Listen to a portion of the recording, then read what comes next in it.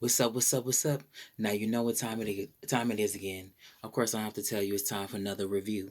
And today I'll be reviewing the television episodic series Falcon and the Winter Soldier Episode 2. Now I watched a video with the director by the name of Carrie Scogland, and she was saying that she directed this, and I probably mentioned it in the first video about Episode 1, that she's directed this film, this episodic series as if it was a film, and it completely looks like it. So as the episode 1 ended with introduction of the new Captain America, we get introduced to the character John Walker, which is a military veteran that was picked by the government because of his excellent ability in which he was tested by MIT. He is interviewed by Sarah Hayes, who's just a real person who's actually a co host on the real talk show called The View, which is filmed in New York City. But they film at this high school in Georgia called Cluster Grove High School. At first, I thought it was historically black college because I seen mostly all black people, and it wasn't. It turned out to be in high school. I think the character actually attends, so it's a predominantly all black high school, or just a high school where mostly black people go. So we see him in the actual media in the actual show, and Bucky is seeing this, how he's been appointed to be the new Captain America, and we see him in his apartment in Brooklyn, and then we cut to the series cuts to seeing Falcon in this military facility, and all of a sudden Bucky shows up. It actually doesn't explain how he actually gets there, but all of a sudden Bucky shows up. And he talks about, have you seen the news? Have you seen this guy who's appointed Captain America? This guy named John Walker. He says, yes, but I have bigger fish to fry. We need to tackle this, or me personally needs to tackle this rebellious terrorist group that's in Central and Eastern Europe that's causing terrorism and havoc. And we have to also, which I really liked in the series, we have to attack the three what did you call it? I think he said the three major problems, or the big three. I'm sorry, he said the big three, and he said androids, aliens, and wizards. And Bucky's looking at him like, "What are you talking about?" He said, most of our adventures were either being attacked and fighting androids, wizards, or aliens. And he's like, "What are you talking? The aliens? Wizards? What are you talking about? Doctor Strange, a wizard without a hat." So I thought that banter and that actual mention that the three big ones. I forgot exactly what he said in the series. I thought it was actually a lot of fun and very funny. The chemistry between Anthony Mackie and Sebastian Stan is just it's really great. It's solid gold. They have such amazing chemistry within the series. Just period. It's just really good. So they go on this adventure. We see another great action packed scene where they're tackling the people that's in Germany. It's this terrorist group called the Flag Smashers. Their trademark is a red human palm, and in the middle of it, it's a symbol of Earth. And so they go into this big old battle. They actually go to a warehouse, and then Falcon uses his scanner to see how many people is in there.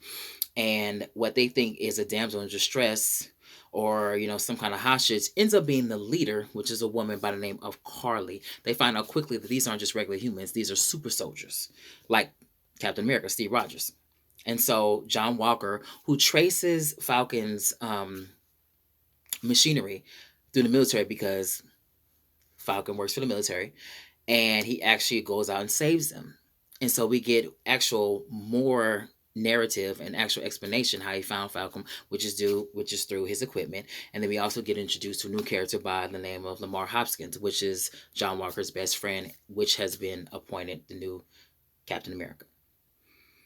And so they part ways after the big, debacle with the actual super soldiers. It's like 8 of them.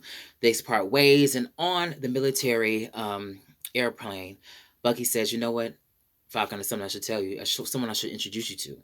It cuts to Baltimore, Maryland, and we get to introduced to a super soldier that's African American that was made around the same time as Steve Rogers, except this is a scorned person. Understandably so. What I like about this series is that it gets straight to the point. WandaVision really took its time because it had more episodes to explain and introduce different characters and different narratives.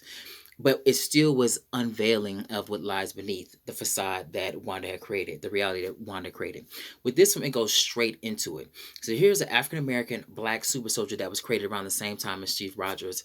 But Steve Rogers, and he explains in the dialogue by the name of Isaiah, he explains in the dialogue that Captain America was embraced. and worship as a hero. But in the same air, Captain America was embraced. I was dealing with systemic racism, and they put my butt in jail for 30 years and did a bunch of experiments on me through my blood by force against my own will.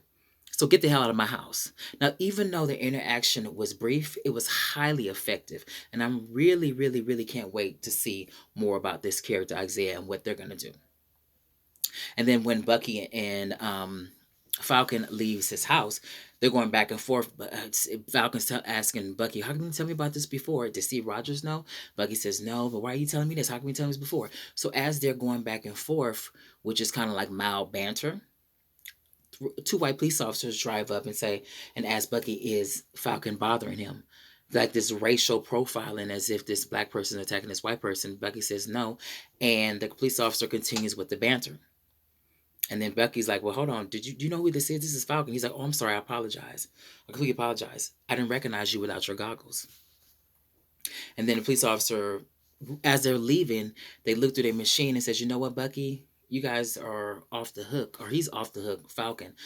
But I have a warrant for your arrest because you missed your mandated therapy session." So they go to the actual police station in the area, and Bucky's therapist there, and he said, "Well, since you and Falcon," she says, which I really like the therapist character, "since you and Falcon are both here, why don't you guys have therapy together?" And I'm not asking you at all. So they go to therapy together. They talk about where they currently are, what they currently want to do, and then the therapist makes them face each other. And Falcon was like, "Look, check this out. We're going to finish this endeavor. We're going to conquer it like we always do in all the other endeavors from the Avengers films and all the other narratives that they've been in together. And then afterwards, we're going to go on a long permanent vacation where we never see each other. The end of it." So as they're walking outside together, John Walker comes up to them along with Lamar, his best friend, his sidekick too as well, and says, "Okay, you guys, I can help you out. We can be a part of a team." Not really. They actually talk about that during the first action, actually during the action scene that they had on the truck with the super soldiers. But he's like, "Look, I can be with you guys. I can help you guys." And then Falcon and Winter Soldier's like, "No, we can take care of this ourselves. This is nothing new. This is child's play compared to what we really have endured with Thanos and other adventures and other storylines." He's like, "Okay." Well, John Walker says, "You know what? Okay, fine with me. You guys are on your own, but stay out of my way." And the guys are like, "Okay, we'll stay out of our way." They don't say it, but you can tell by expressions. It's like, "Okay, we'll stay out of our way. Not a big deal." And then they start talking about Isaac again, which is Falcon and Bucky, and they were saying, he was talking about my people, and then Falcon's like, "No, dismiss that. He wasn't just talking about black people like my people.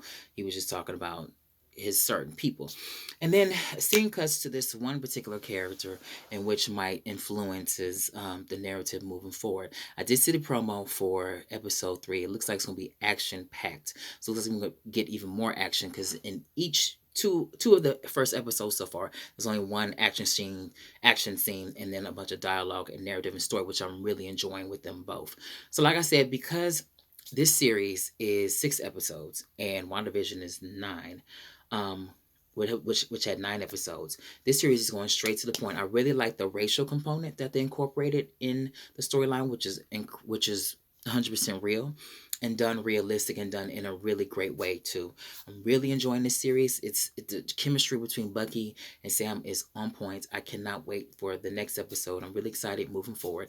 And with these episodes, like I said in the previous video, it's longer. It's shorter episodes, but it's longer. So I'm really enjoying it. I give this episode an A-.